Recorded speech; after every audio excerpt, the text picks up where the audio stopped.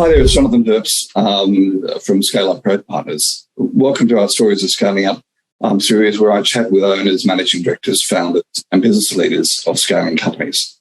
It centres around their entrepreneurial journey so far and their aspirations for their companies. Today, I'm speaking to Joanne Howarth, who is the founder at Planet Protector Packaging. Welcome, Joanne. Well, hi, Jonathan. How are you? I'm very well, thank you. I'm going to just start by saying I'm looking at your website, and there's a part of your website that says our impact. 7,200,000 polystyrene boxes replaced by wool pack solutions, 3,500 tonnes of wool diverted from landfill, 7 million increased income for farmers and processors. That's fabulous. Tell me what you do. Amazing. So thank you, Jonathan. I'm delighted to be here. So I have to update those numbers on the website. We're well in excess of those numbers now. But the aha moment for my business was 7 years ago when I was working in a situation that I was seeing the gargantuan volume of polystyrene in cold supply chains. And this was the first real time that polystyrene was B2C, and it was being delivered to households around the country, and consumers hated it. And I went on a mission to find a sustainable alternative for this. And in doing lots of research, I didn't know at that stage what would be the solution. I knew that it wasn't a polymer, and I was thinking that it would be a natural fibre. It was then that I discovered the thermal properties of wool. And wool is the most amazing fibre. It's nature's smart fibre, and it keeps the sheep warm in winter and cool in summer when you stop and think about it. So I set about to leverage those thermal properties and to create a wool solution that would go inside a regular shipping carton as an alternative to the polystyrene that's devastating our oceans. Great. So, okay, tell me how. I mean, what are we doing? Are we talking, top quality wool? I mean, okay. So yes, I'm a bit of a greenie, so I'm fascinated. Okay, not a problem. So what's amazing is sheep are shorn every year. So wool is a very natural, it's an organic and abundant biomass that's renewable every year. And so what we do is we take waste wool, so from the underbelly of the sheep, and a lot of wool from crossbred sheep. So historically, Australia is renowned for our beautiful merino quality wool that's exported to Europe for, fine garments and clothing. But as Australia's population has changed, so too have the sheep. And there's a lot of sheep in Australia now being bred for their meat rather than their wool. And so the wool is a byproduct. And because crossbred sheep have more coarse fibres, it's sort of a little bit itchy, they're medullated fibres, they're not as smooth, they're not suitable for textiles, and there's no real demand for them. And so up until now, they've gone to landfill, which is a terrible shame. Wow. So our product fits perfectly within the circular economy, because what we've done is diverted that waste stream away from landfill.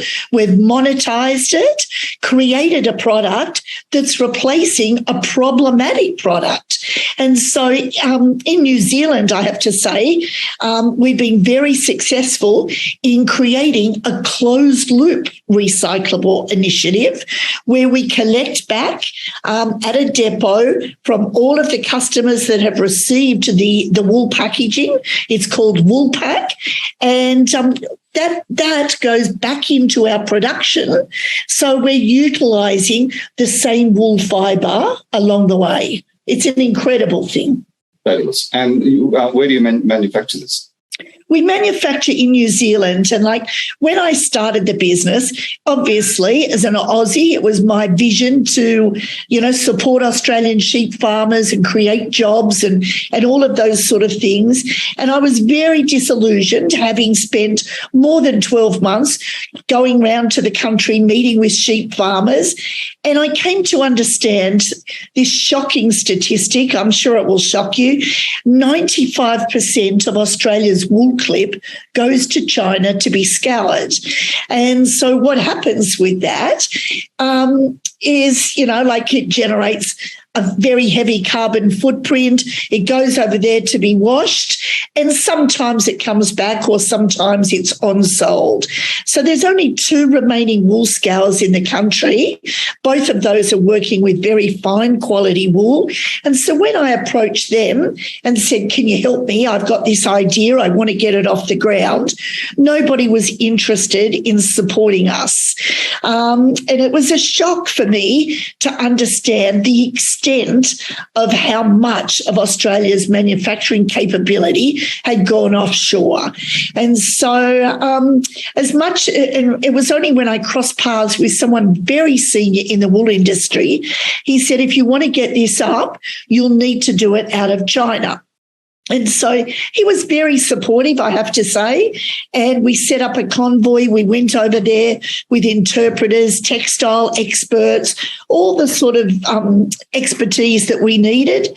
And we've partnered with 2 mills in China who manufacture our product out of Australian wool. But notwithstanding this, it's been my mission since day dot to bring the Australian manufacturing back home. And I'm pleased to say that we like to have a lot of fun, Jonathan. I think it's important on the journey. And we put together what we called our You Beauty campaign, iconically Australian, except you was EWE. Yep. And we called for signatures and we put a petition to the government. We got 26,000 signatures calling for the government to support us to bring wool processing back home. And in December last year, we're very excited to win a $5 million government grant to establish, and that's with matched funding. So we'll be investing $5 million of our own money to establish what will be Australia's state-of-the-art wool processing facility. Well done, you. Yes, thank you. It's been a big journey, but it's a very exciting one. So fabulous. Congratulations. Thank you. Okay, so let's jump into my questions now. But I'm so thrilled with that story. So 5 years ago is when you started? 5 years ago is when we sold our first wool pack. Right. The journey actually began almost 2 years prior to that. We were doing lots of research and, our product looks very simple, Jonathan. It almost looks like a piece of cut blanket, but it's underpinned by a lot of science, a proprietary blend. We have multiple patents, and the science is the way the wool is crimped, the way that it breathes and it traps the air to give the right insulation. So a lot of that was, a long time in the making, but we've been operational and selling now for 5 years. Who is your core customer, your best customer? Well, my best customer, I have 400 customers across Oceania at the moment. Mm-hmm. So that's Australia and New Zealand. And a lot of those customers are smaller customers. I think that we can all look now in hindsight at what COVID's done to reset the world and the way we live and the sustainability focus and climate change, all of those things. So I generally find that a lot of the smaller businesses who are in the e-commerce space, they're really wanting to do the right thing. They understand that consumers are driving the change and they don't want to send somebody a box full of plastic. And so the packaging is an important driver when people are making purchasing decisions. Right. But tell me, so describe that customer for me. So that's the smaller customer.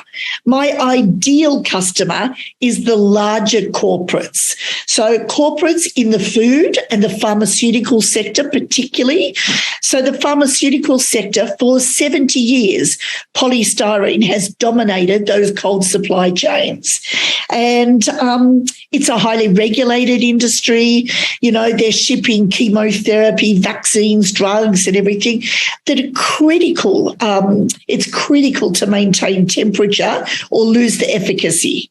Okay, so as I'm hearing you now, this is something that if I get my type 2 diabetes drug comes through, instead of having polystyrene, we put it into a container made from your product. Is that right? That's right, yes. So a lot of pharmaceuticals, but they're delivering to hospitals, they're delivering to other medical facilities, yes. Okay. And within the food industry, so one of my graduated clients is My Muscle Chef, fabulous food story. They provide, ready-made. Yes, I know them well. Okay, is that container? Is that something that would they be a client? Yes, they were a client at one stage, actually. Right. And then they went high volume and they changed their packaging and they're not doing as much e-commerce. They changed their business model. So, yes, those sort of things. So e-commerce, we have Vic's Meats, a lot of people that are delivering direct to households, seafood clients, cherries, berries, anything that's insulation. We have big pet food companies that are doing fresh pet food. Our product was used for the vaccine rollout across New Zealand. Okay. So it's not, for 70 years, as I say, polystyrene's dominated, but our product delivers equivalent or in most cases superior thermal performance. And that's no mean feat. Okay. So tell me, that's all we've been through the pandemic. What actions did you take in the pandemic that has stuck with the business going forward? Look, the pandemic was very challenging. For us, as I've explained to you, our business model, the single biggest risk has been our reliance upon China, and we've been very intent to get away from that. So the freight costs for containers from China increased from 4,000 to 24,000 during the pandemic. Huge interruptions, delays, it was a nightmare. And so at one stage, we've got supply contracts in place with a lot of our larger customers, and my concern was that we would not let anybody down. And in most cases, that was good. We managed that. What we've probably done is, as a preventative measure, we've scaled up and we hold a lot more stock than what I would like. But you need to be aware of, the fluctuations in the shipping, in the freight times with Christmas and Chinese New Year. And that has been the biggest risk. But moving forward with our own facility, now that we're vertically integrating, that we're eliminating that risk. So I think that's been the biggest learning from the pandemic is, that sometimes I think, I never envisaged that there would be anything like the pandemic in my lifetime. And we just had to pivot. And as crazy as it seems, a lot of businesses were struggling and everything. Everybody moved online and our demand went through the roof. It just exploded. So, our business doubled overnight through the pandemic. And, we had to prioritise looking after existing customers and, taking on new ones. And it was very challenging, but we managed it very well. And but we've incorporated those changes into our business model now. It's it's an interesting point. One of my clients is a importer of specialist surgical and mental health equipment. One of the things they did very early on was to really, like you,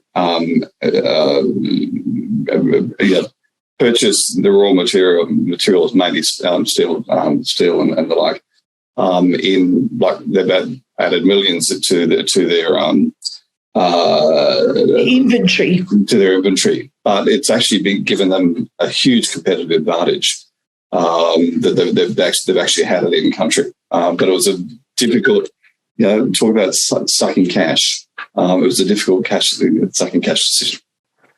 Okay, so it sounds as though the future is bright for you. The main challenge being manufacturing overseas. You're solving that. When does the new plant come online? The new facility will be operational down in Victoria probably by this time next year. So the equipment, it's a $10 million investment in the production line. And because of the worldwide shortage of steel, there's been a 12-month lead time on all of the equipment. So it's custom made. It's coming out of France and Germany. And we're very excited. With our current volume, which is not insignificant, we are using 20 tonne of wool per week. And with this production capability that we will have, we'll be able to do our production of 20 tonne over 2 days. So it gives us a lot more capacity to scale up, a lot more flexibility. Now relying on China, if we acquire a new customer, it takes us 3 months to be able to supply them. So it will drive our R&D initiatives, and we're very heavily vested in R&D and multiple iterations for different industry sectors. So we'll be expanding into the building insulation market. So all of the building standards are changing for the built environment. And, horticulture, we've just released a new wine range. So as much as we have our core technology, which is the application of the wool fibres for insulation, insulation is across so many diverse sectors. And when we have our own facility, we'll be able to accelerate the speed at which we roll out those new products. So to me, what do you think has been the biggest learning for you as a business owner? I have to say I'm learning every day. What has been the biggest learning for me, and I've been a bit of a serial entrepreneur, but with a business like this that has a global vision, I think the most fundamental thing is that you need to get the right people with you. So you can't do everything and you can't do it alone. And so I've been very fortunate that we've had very minimal staff turnover, and I recruit more for attitude. Certainly all of my team are very highly credentialed.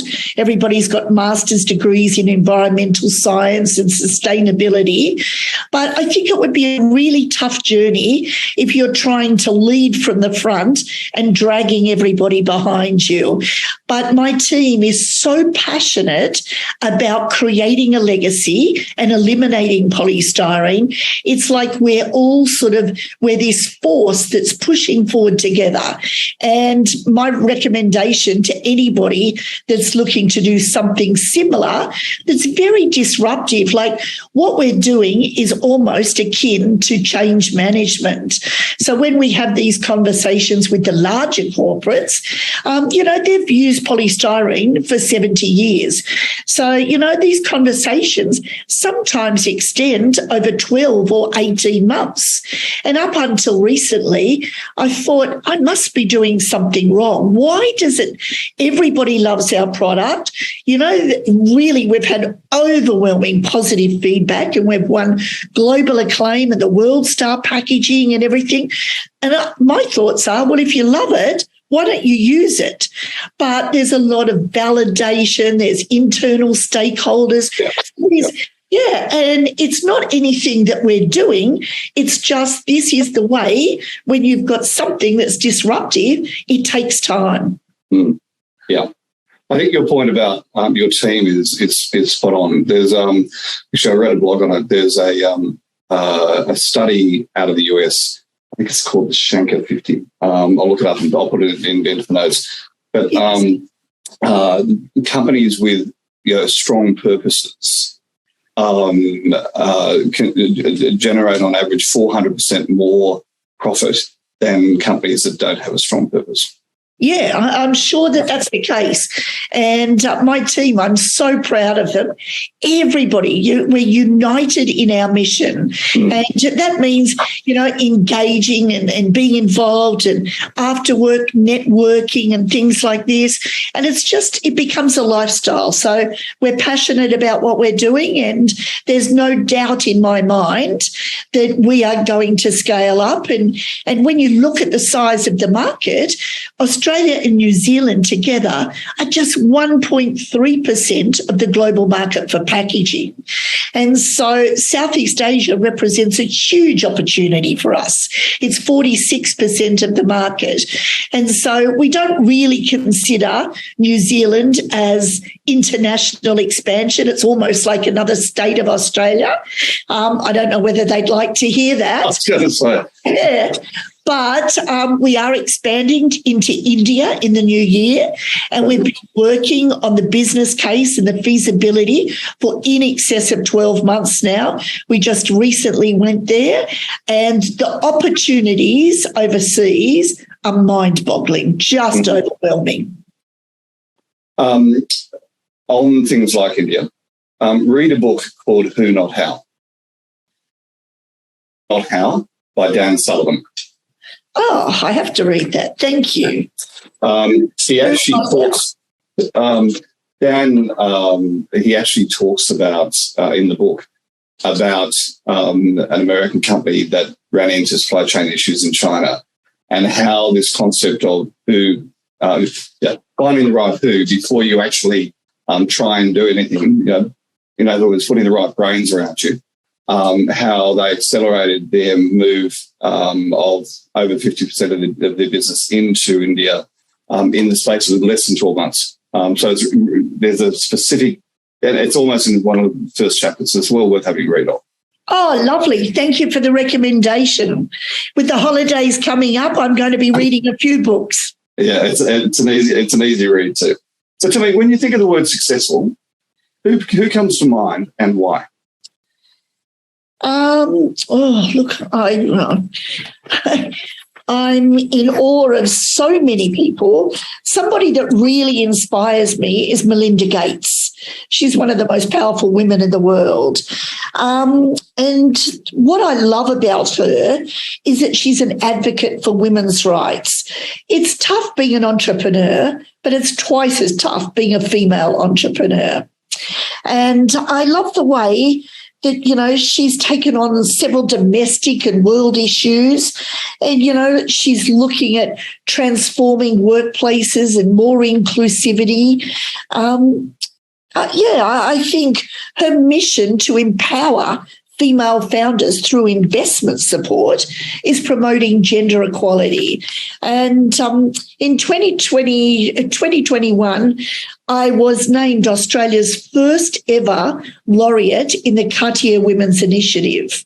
And this has been an incredible journey. My relationship with Cartier, who is still involved in our business today. They're so supportive and they believe, when women thrive, communities thrive. And there's so much evidence about the uplift if you support female founders. So I love Melinda Gates. Yeah. It's interesting. I was watching Oprah. Sounds a strange thing, but back in 2012, we had adopted a little baby, and I for the first 3 months I was the stay-at-home parent, and so I was living in Dubai watching Oprah, and she interviewed the authors. I can't remember their names. I don't have them actually here in my bookshelf, but the book was called Half the Sky, and it's 2 Pulitzer Prize winners, and they essentially wrote a book about if you support women in the third world in business, entrepreneurs, you will raise the living standard of the world. And that was essentially the premise of the book. And they've done a lot of research because, one of the things about men is well, not me, but gamble, drink, all the money away type thing. And I bought the book, and it's a fabulous read. I think about it often. And to this day, in the back of the book, there's a list of 6 things you could do immediately to help. And one of the things we did was we invested just $500 US into an organisation called Kiva, KIVA.org, out of the US, and we've just put a giving program in place, $25 US per investment into women's businesses in Ethiopia and Cambodia, which are 2 areas that we're very close to. Our personal foundation, that's where we invest. So, key to this day, that $500 is still being invested into women entrepreneurs projects, $25 at a time in these countries, and phenomenal difference. The difference. It's incredible. And this, I don't know whether you've heard of the Cartier Women's Initiative, but they've been doing this work supporting female entrepreneurs, and they've been doing it for 15 years. And the network that they've created of investors, benefactors, mentors, and just recently we all caught up together to celebrate Cartier's work for 15 years, and we met in Dubai. And it was like I can't tell you how much the sentiment in the room of being with all these other change makers and meeting incredible women that are doing the most amazing things. Like, I met one woman that I've become very good friends with, and she was in Africa. And if you got sick in her area and you were in a hospital that didn't have your blood type, well, it was bad luck. And she's set up now a blood bank on the back of an Uber bike, and she's transferring. She's got a platform to transfer different bloods. So that really, it's just so inspiring. And I'm so proud to be part of that community. And that's why I guess Melinda Gates really inspires me, because I want to leave a legacy. And it's all about, when we started, we were aligned with just 4 of the 17 United Nations SDGs. We now align with 11 of the 17. And diversity, we've got... What's an SDG? The Sustainable Development Goals. Right, okay. Yes. And so, we work, we have so much diversity and inclusion, and we employ people that are unskilled. We've got a program happening with New South Wales Department of Corrective Services where we engage final stage prisoners who come and work, and we give them an opportunity to be paid and to save a bond. They're in the last stage of their sentence. So all of these things, impact is embedded in our DNA. And I think that you can do business and be a force for good, and we say good for the planet, good for business, and good for people. And that's the new model. Thank you, Joanne. Last 2 questions. Any business books, autobiographies, podcasts that you would recommend? Yes, for sure. I'm always into the podcasts in the car. I listen to Tech Zero podcast. I don't know if you know about it, but it's about entrepreneurs that are leading the charge into the new industrial revolution, how we'll get to net zero. Every week, because we're so strong in the packaging sector, PKN they've got a packaging podcast where the fabulous Lindy Hewson is the publisher, and she's interviewing people doing cutting edge packaging. And maybe the Sustainability Agenda podcast. Do you know that one? I don't know. Yeah. So it's really... My problem to believe today is I'm a great listener to podcasts, but my problem is I COVID. I live in Barrel, it's about an hour and a half southwest of Sydney, and our house is next door, and I bought another house to be my office. So my commute these days is I literally climb the fence. Oh, so well, that's when I listen to all the podcasts during the commute. I used begrudge sitting in Sydney traffic, but now I value it as a learning time, and it helps to pass the time, certainly. Well, I now carve out 45-minute walk every morning with the dogs, and that's my podcast time. That's your podcast. I've lost the commute. Anyway, last piece of advice or parting words to an aspiring entrepreneur or an entrepreneur CEO. Oh, that's a tough one. Like I said, getting the right people around you. We started from scratch, so you've got to build a brand.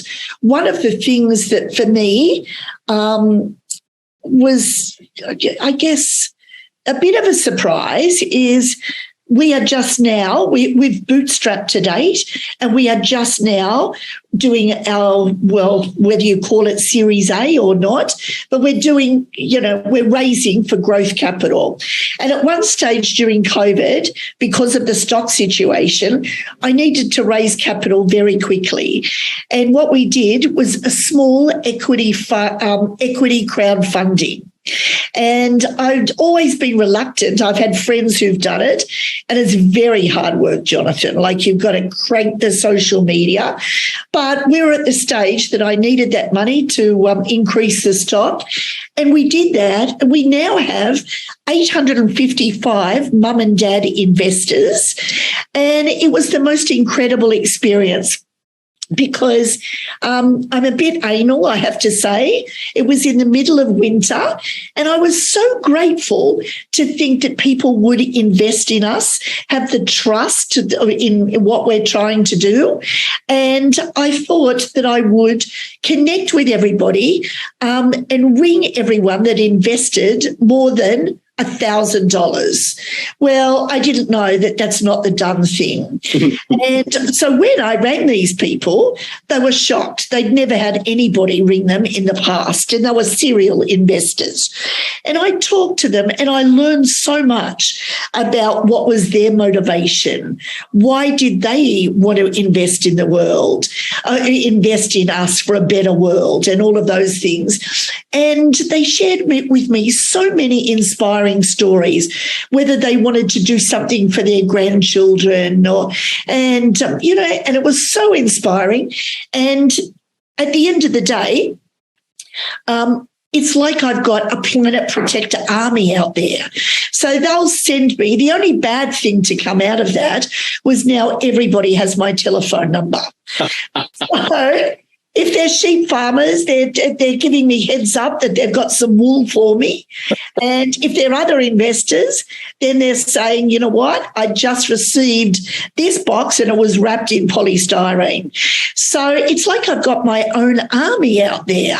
But I think it's very important as an entrepreneur, and particularly of something that's very disruptive, is that you build the brand and you tell your story in a way that engages the community, because that definitely helps to accelerate. We've won so many awards and people love what we're doing. And, if you look at Australians as a nation, we became wealthy off the wool on the sheep's back. And so the wool industry, sheep, is something that we all love. And I think it's important to have the community behind you and to feel very supported. And certainly we feel that. Fabulous. So I just looked at your website. I can't see anywhere saying there how I can invest. You can't invest because I've just closed. I've closed 12 months ago the crowdfunding, but I am just looking to raise $10 million that will underpin our expansion into Asia. And so I'm talking to lots of corporate investors, wealthy family offices, a lot of very wealthy sheep farmers, and I think that will come together early in the new year. I'm very confident there's a lot of interest in what we're doing. Okay, listeners, anybody with a spare $10 million, here's an investment for you. Indeed. We'd love to talk to you. Excellent. Joanne, thank you so much for your time. Oh, Jonathan, it's been a pleasure. Thank you. I've enjoyed speaking with you. And I absolutely have. And best of luck with everything. It's as we say, company with the right purpose, you can change the world. Yep, that's what it's all about. Right. Okay, thank you again. Bye-bye.